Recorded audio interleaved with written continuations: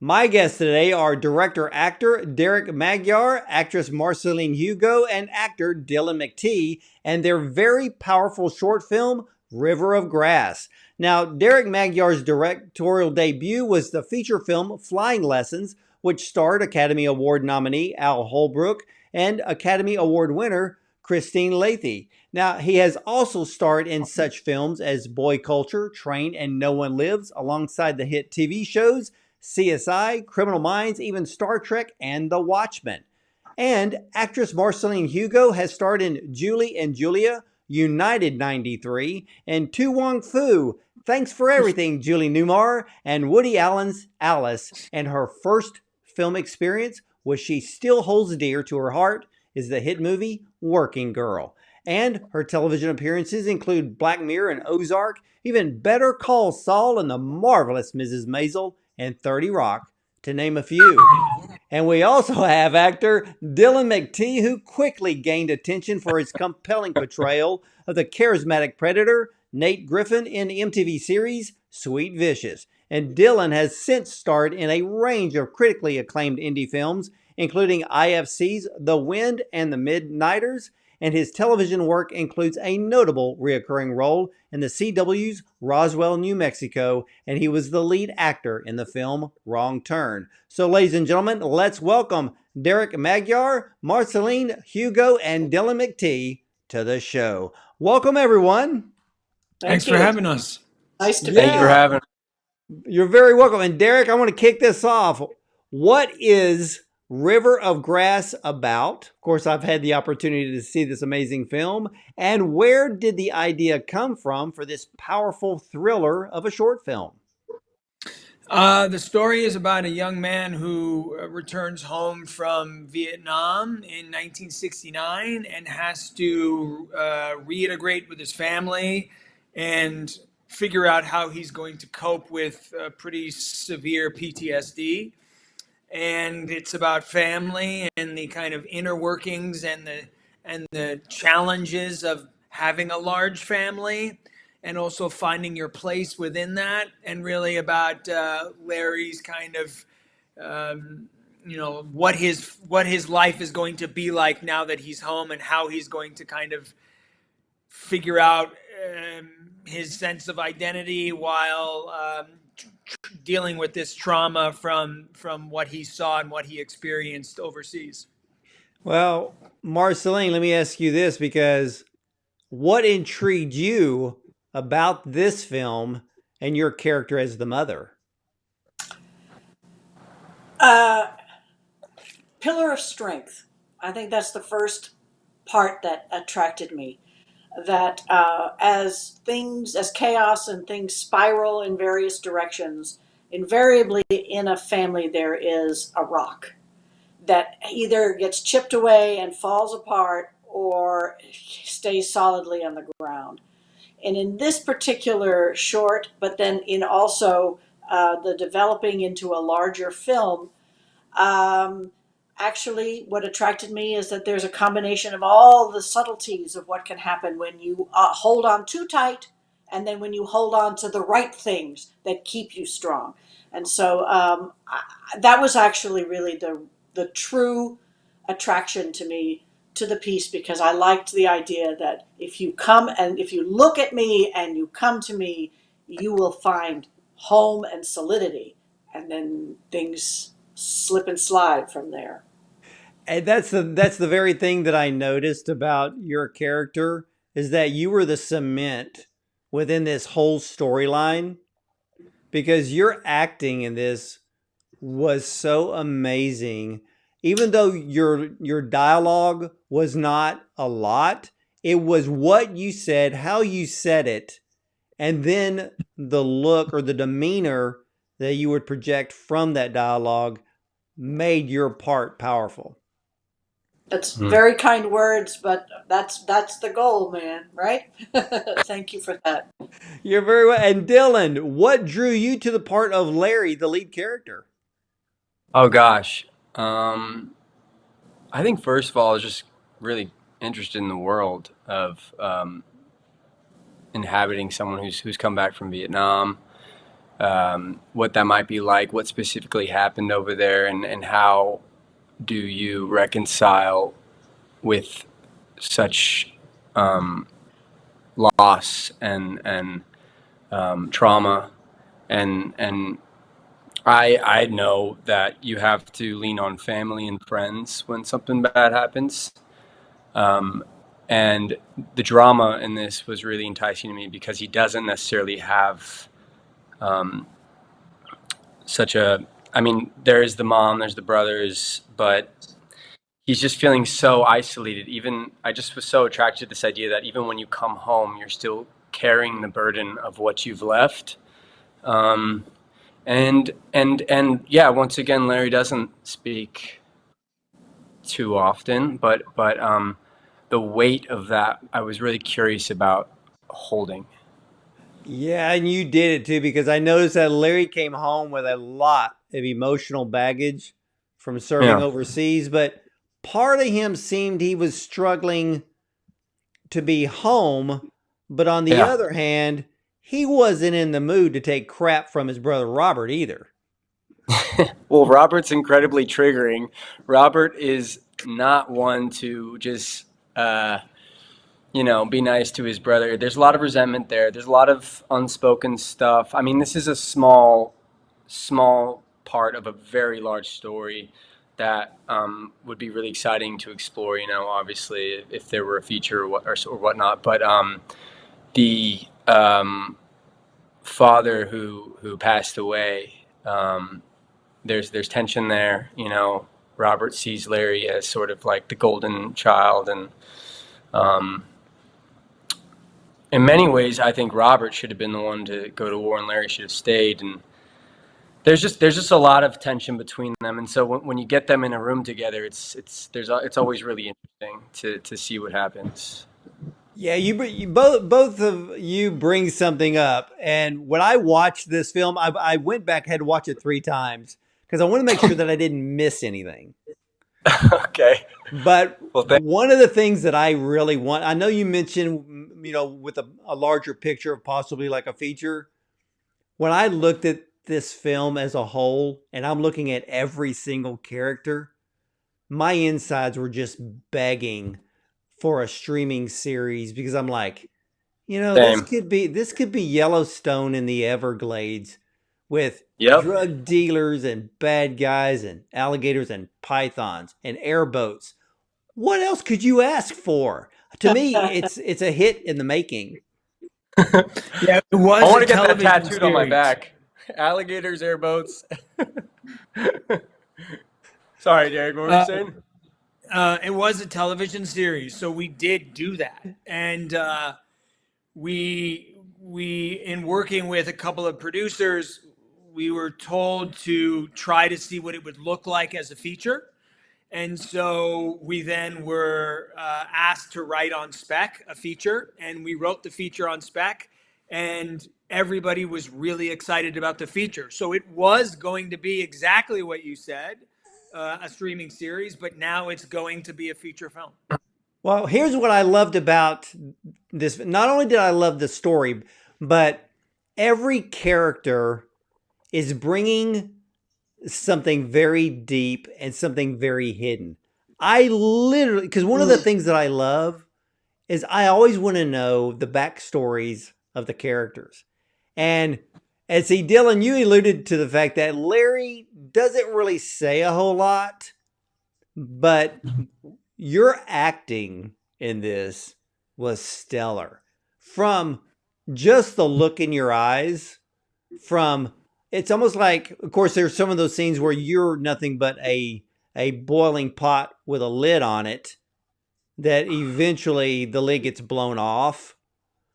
Right. But oh my gosh, I want to know more about the mother. I want to know more about Robert and Larry. And of course, Derek, even your character. There's just so many backstories that could come forth out of this. I mean, I'm literally begging to see more of River of Grass. Great. That's good to hear. That's good to Yeah. hear. But Derek, I want to ask you because actor Victor Webster plays Mhm. Robert Johnson. He has Right. a lot of pride. a bit of jealousy of his brother Larry. Um, and there's a lot of put downs from Robert at the expense of Larry, who is very condescending. But you place both characters into a very tense atmosphere the moment they see each other. Why? I think it's always dynamic and the most interesting to kind of put two people that are going to butt heads in the same room. So I think uh, in general, I feel that way, and especially when it comes to two brothers.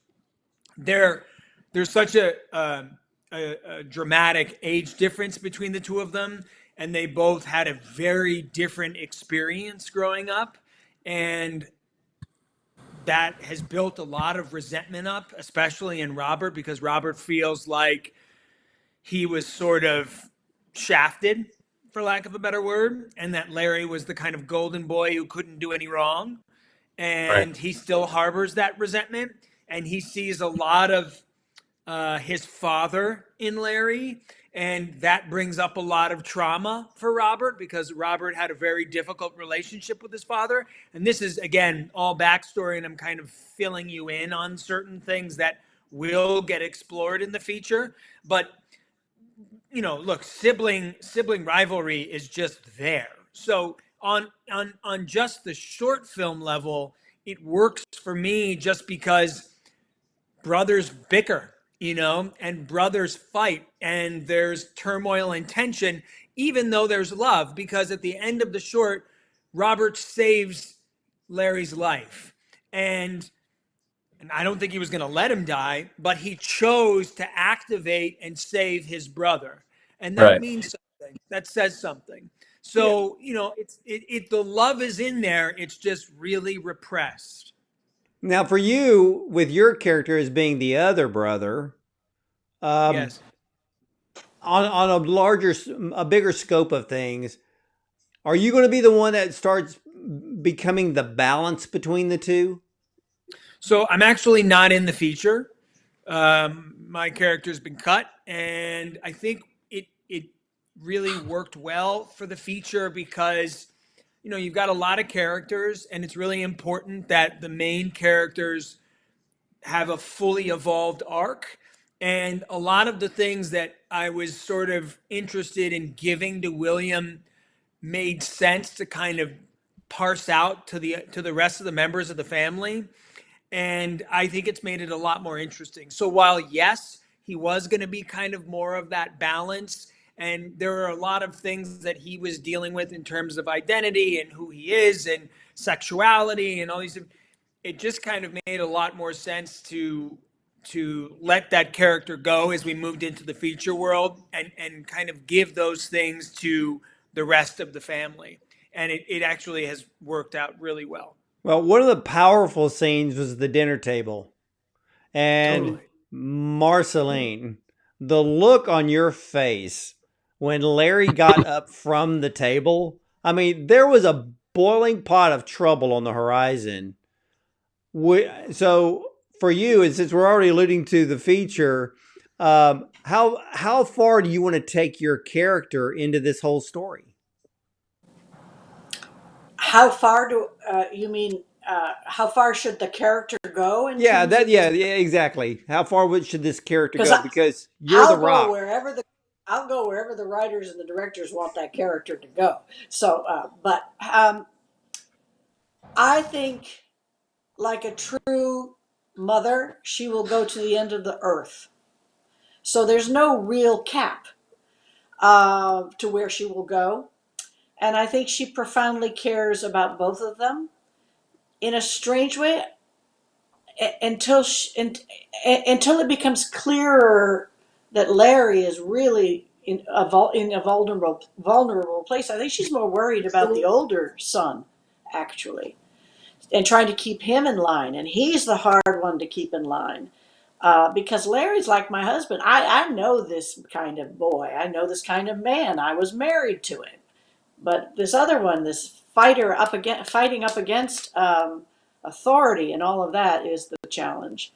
Yeah, I But mean the you're other, I'm no, sorry, go but the ahead. other element as well, which I'd like to bring out, is that there's also a daughter who is the twin of, and so the dynamic then becomes about what is the what is the legacy of the female in our family? How do I Right. protect her from all of this? But then also, how do I, when and do I initiate her into the family business? All the, so, so she will go wherever she needs to. And then, just to fully answer your question as far as my perspective as a mother, the land that we live in and that we own and that is our identity as well, Right. is a powerful, subtle, ever changing land. The Everglades never, it's really moving water under the earth. So it's actually the location, as you say, it could be like a Yellowstone, but the location of the Everglades with the type of story that Derek and all three writers really have created fits exactly in that kind of environment. And so, so I would go to the ends of the Everglades for my children. Yeah, you can hide a lot of bodies in the Everglades. There are a lot of bodies. Some of them are How in do you know that, alligator man? stomachs, but yes, there are a lot of bodies in the Everglades. He knows the true I story. Yeah, I'm going to keep my mouth shut on that one. All But right, we'll move past that real Behave quick. But yourself, young man. Marceline, your dialogue was short, sweet, stern, to the point, the essence of a very strong, loving mother. You were definitely the anchor to this story. Good. Of course, the character Robert, because of his pride, showed that he would do things his mother wouldn't approve of, but he would do them anyway. He Because in a wants to be way, the no, yeah. say that again. He wants to be the anchor. You know, Right. that Well, let me ask you something, Derek, because I was trying to Sure. figure something out. So, from a filmmaking point of view, how did you pull off the initial firework blast when Larry came home? We did that in post. They just said Yeah, we bang. had a practical effect, so that way we could give something to Larry Okay. or to Dylan in the moment, but it was done in post. And well, excellent editing because Dylan, you literally look like you. I mean, you projected PSD to a T. Huh, wonder why. Now, w- after the, I don't want to give away too much because of the last scene in this film, mm, um, which I thank you for. But Dylan, Larry knows another war is coming, a different Right. kind of war, one that's at home, and it looks like his enemy could very well be his own brother. But Larry still wants an honest life, doesn't he? Yeah. I mean, I think most people do. Um, that's a really interesting way to put it, actually. Yeah, there's another war coming. I think that's a really good way to put it. I definitely felt in the moment that everything's changed, and also kind of a mourning for oneself, a mourning for what the past that you know you'll never have. Um, yeah, it was. I It mean, was for you, for this role, because your role is not heavy dialogue, no. what were you pulling from to create this character? The circumstances, if you just accept, are difficult to surmount. So, I mean, everything's make believe for me mostly. But I definitely thought about my grandpa who fought in the Korean War. I thought about pictures of soldiers before and after they've been to Vietnam. And I just thought about loss in general and family and just used little bits of my own humanity to bring life to the part that was given to me. Well, as a with fellow actress, I watched him at the beginnings of the first day of shooting, sort of weave those elements into his character and his state of being. I mean, it we sat in a car for a fair amount of time. Yeah, To we have see, a long scene between mother and but son that day. but Yeah, I watched him. Actors do that, and they pulled, and he would live with one thought and then see how that informed those moments. But anyway, so Wait, so that there that is an what actual dialogue scene in the in the beginning when it's the mother and Larry riding in the truck to come to the house. So there was an actual scene that was cut. Correct. I think mostly for technical reasons. It's a short film. It's a low budget. We're independent filmmakers, but so sometimes things just don't work out. But I we think it definitely didn't learned as serve the actors to love. story enough, and so Yeah. as a short. the decision was Okay. made that Yeah. uh, that while I enjoyed the scene and I thought that it gave extra life to the backstory, it wasn't essential. And since we Exactly. were against the clock, I didn't love that I didn't have enough selection, and so it just made sense for Right. that scene, unfortunately, to hit the cutting room floor. Oh, So That's I part of think it, it worked. right? Yeah. yeah, yo, And no, totally. I'm thrilled that it worked the way it did because really that is the essence of the scene is it's a mother and her son and he's home and this was improv. This wasn't even in the script in terms of rolling down the window, sticking his head out, smelling the air, but that encapsulated the whole scene. So if I didn't Right. have that moment, I don't even know I might have been forced to play the first scene. But because I had that, it literally was the entire scene in a nutshell and it worked perfectly. Right, and that's so much. That's so much fun. That's really fun aspect of what we do as actors is, when you're in these moments and the camera's rolling before and after. It's not just like, all right, say your line right when we say action. It's like you can live with it a little bit, and oftentimes, from experience, I've learned that those moments are in the movie. And I had to think too because of the fact that here's Larry coming back from Vietnam, and Right.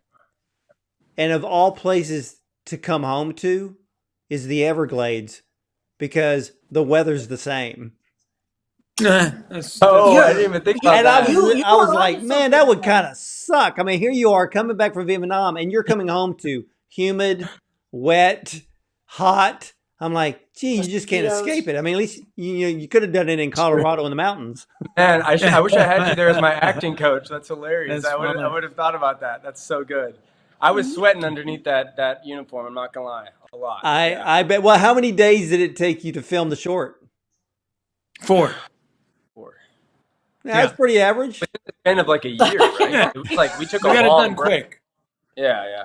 Well, I will say this because I want everybody to see this film, but the sequence of the explosive scene that was Mm. just that was just like wow. And I actually sat there so thankful because it is so rare in the mix of all of these short films to finally see Yeah. some freaking action. There you go. Awesome. Finally somebody You're a pulls a simple gun. man, Bond. Yeah. Bond and guns. Yeah, it kind of goes hand in hand a little It's your bit. last name. You can't help it, right? Hey, Yeah. that's right. It's Bond, Ward Bond. But There Yeah, you I go. like that. how was the response at HollyShorts?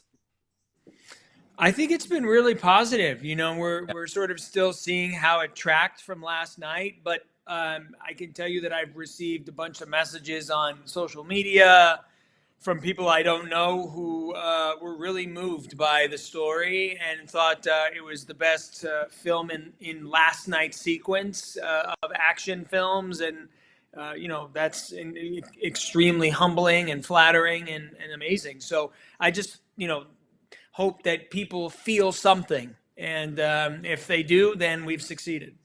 Yeah, I think you're going to leave with everybody wanting more. That's exactly how I felt when I watched River of Grass. And when is the feature going to debut? We're shooting in January in Georgia. Yeah. All right. So Well, it's once you get that film completely done and edited up, everybody's got to come back. We'd love that. We would absolutely love that. Well, ladies and gentlemen, I can tell you this. The short film River of Grass is set in the 1970s Florida Everglades that shares the story of a young veteran suffering from PTSD who returns home to his drug smuggling family. His efforts to prove himself collide with his brother's criminal affairs, triggering his erratic behavior. The acting is exactly what you would expect from this stellar cast. And because of that, you will want more of this story. And Derek, I know that you are getting ready to start filming this feature in January. So you're answering all of our prayers by giving us more of what we want, which is more of this story and more of these characters.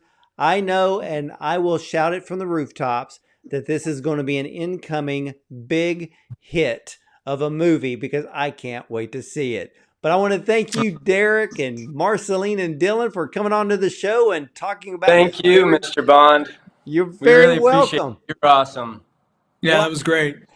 Very well, kind.